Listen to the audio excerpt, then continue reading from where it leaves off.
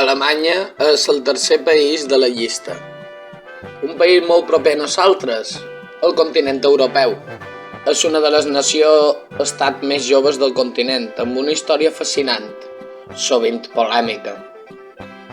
L'imperi alemany es va unificar ni més ni manco que a París, al Palau de Versalles, durant la invasió prussiana de França el 18 de gener de l'any 1871. Les victòries prussianes van afavorir l'increment de prestigi a Prússia, en una època en la qual calia la unificació per la competitivitat dels diferents capitalismes nacionals del liberalisme de finals del segle XIX.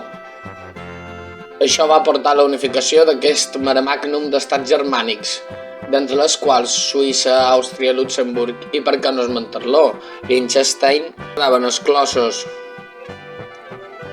Posteriorment van venir les dues guerres mundials que coneixem perfectament de tota la vida, que aquest estat va tornar a estar dividit després de la Segona Guerra Mundial, fins que emblemàticament el mur de Berlín fou derrumbat l'any 1990, posant simbòlicament fi a la Guerra Freda i al comunisme soviètic.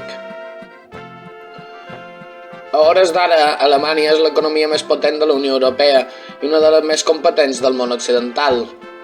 Té polèmiques amb els EUA per afavorir un joc d'aliances econòmiques dobles amb Rússia i ells, pel que fa al tràfic de gas i la compravenda de gas i certa canonada que han fet en el Bàltic. És dels pocs països que una presidenta acaba el seu mandat perquè s'esgota, ella mateixa està esgotada, després de molts anys d'haver-hi estat en el càrrec, mentre sempre l'han respectada i votada. Aquesta és ni més ni manco que en Angela Merkel. Res gaire... No és... no trobo les paraules. Freqüent no és, si som realistes. Lingüísticament són curiosíssims.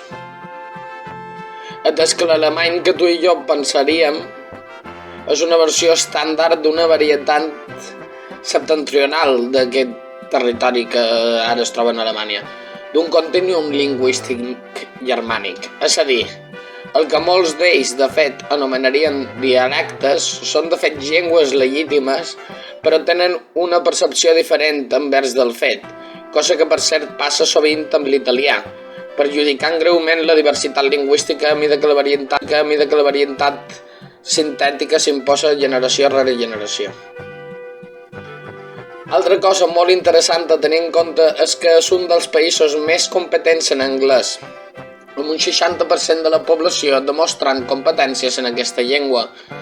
A més, un percentatge interessant a tenir en compte és que el 67% del total dels alemanys s'asseguren parlar el manco una altra llengua i del mateix total el 27% el manco dues, un percentatge gens baix i molt saludable.